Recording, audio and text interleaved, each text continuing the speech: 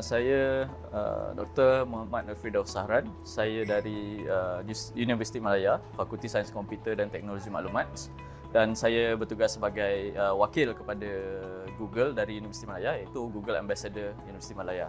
Menggunakan Gemini, kita dapat minta Gemini untuk menghasilkan atau merangka silabus, draft silabus daripada minggu pertama sampai minggu terakhir. So berdasarkan rangka-rangka yang dihasilkan oleh Gemini itu, saya boleh tambah prompt untuk mengembangkan beberapa topik. Contohnya beberapa topik, jika topik itu kompleks, dia boleh mengembangkan apa isi-isi penting yang patut diletakkan sebagai part of the syllabus untuk diajar kepada students, untuk diajar kepada pelajar. Dengan adanya Gemini ni, kita boleh membawa atau meletakkan kertas-kertas yang kompleks ini ke dalam Gemini dan minta Gemini untuk menerangkan konsep-konsep ini kepada pelajar-pelajar yang berada pelajar-pelajar di peringkat awal. Okay, so contohnya boleh suruh kepada Gemini, okay, prompt explain about this paper, explain about this concept, like I'm a younger student, for example, like I'm a teenager. Okay, so dia boleh menerangkan konsep-konsep sebegitu dengan bahasa yang lebih mudah dan boleh dipahami oleh pelajar-pelajar yang lebih muda atau yang baru ingin meneroka sesuatu subjek, sesuatu bidang itu. Terdapat beberapa tugasan. Contohnya paling simple, paling ringkas adalah membalas email. So dengan adanya Google AI Pro, so dengan bantuan Gemini, saya boleh membalas email dengan sebelum ni mungkin memerlukan 5 hingga 10 minit untuk membalas sesuatu email. Tapi dengan menggunakan Gemini, help me write. So Gemini boleh membantu saya membalas email sependek 5 hingga 10 saat saja. Itu salah satunya antara banyak lagi, membantu draft, membantu membuat slide, membantu membuat laporan supaya dapat menjimatkan masa untuk tugasan-tugasan seperti itu.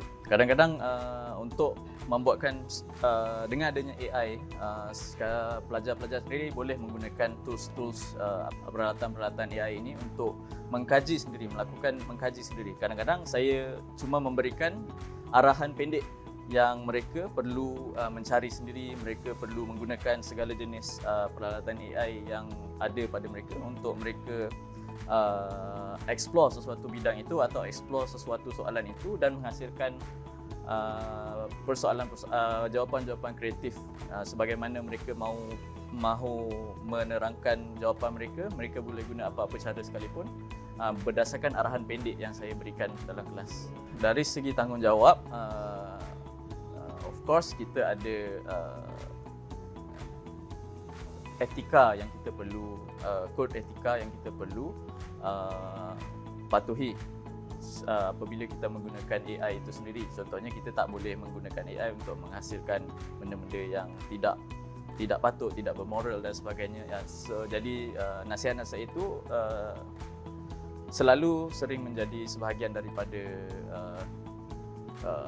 pesanan ketika berada di dalam kelas pesanan ketika berada di dalam kelas. Dan saya juga cuba untuk mengingatkan pelajar jika sesuatu perkara itu, jika sesuatu soalan atau sesuatu tugasan itu diselesaikan dibantu oleh AI untuk diselesaikan, so saya akan beritahu pada mereka, letak satu disclaimer atau satu penerangan bahawa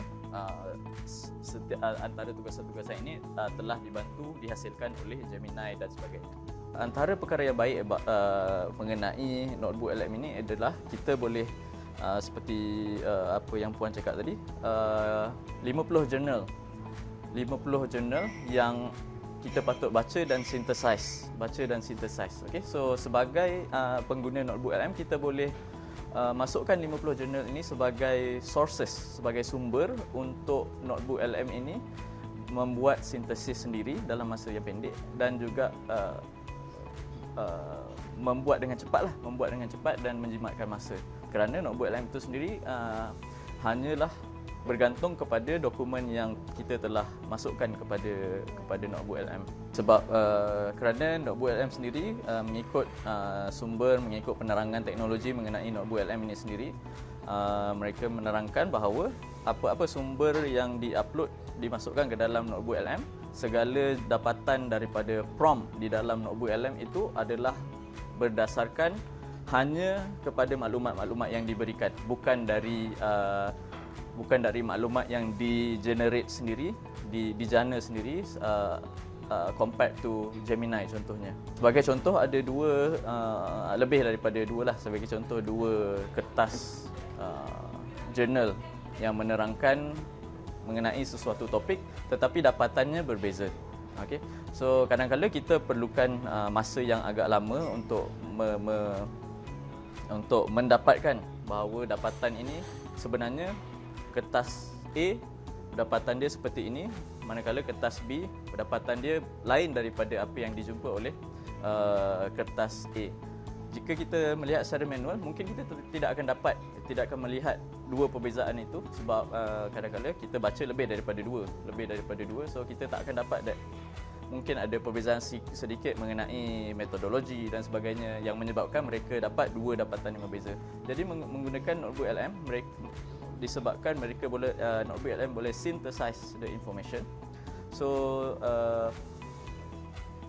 notebook LM dapat highlight pendapatan itu untuk saya baca, untuk saya realize, untuk saya nampak dengan lebih dekat lagi bahawa ada perbezaan antara dua sources tersebut. Antara ciri-ciri seperti yang dah disebut audio overview itu. Audio overview itu boleh kita boleh generate, kita boleh jana perbualan antara dua pihak contohnya yang membincangkan tentang topik spesifik yang kita dah provide sebagai sources ke dalam notebook LM itu sendiri. Okey. Yang menariknya adalah interactive mode, yang di mana kita boleh berdasarkan rakaman audio yang telah dijana oleh notebook LM itu, kita boleh berinteraksi. Kita boleh berinteraksi dengan audio tersebut dan bertanya soalan yang lebih lanjut mengenai apa-apa yang telah dibualkan di dalam rakaman interaktif itu sendiri. Jadi lagi satu, bagi saya dia dapat menambah produktiviti lah. Contohnya disebabkan dia audio, so kita boleh mendengar sambil kita melakukan aktiviti-aktiviti lain. Contohnya sebagai pensyarah, jika saya sedang memandu ke pejabat dan sebagainya, so saya ada masa untuk mendengar audio tersebut untuk saya mendapatkan beberapa idea mengenai penyelidikan, pengajaran dan sebagainya sebelum saya sampai ke pejabat untuk melakukan tugas seharian. Saya rasa memang patut kita dedahkan penggunaan Google dan notebook LM ini, kerana pada pandangan saya landscape pengajaran dan pembelajaran sudah semakin berubah, sedang mengalami perubahan, di mana pengajaran dan pembelajaran itu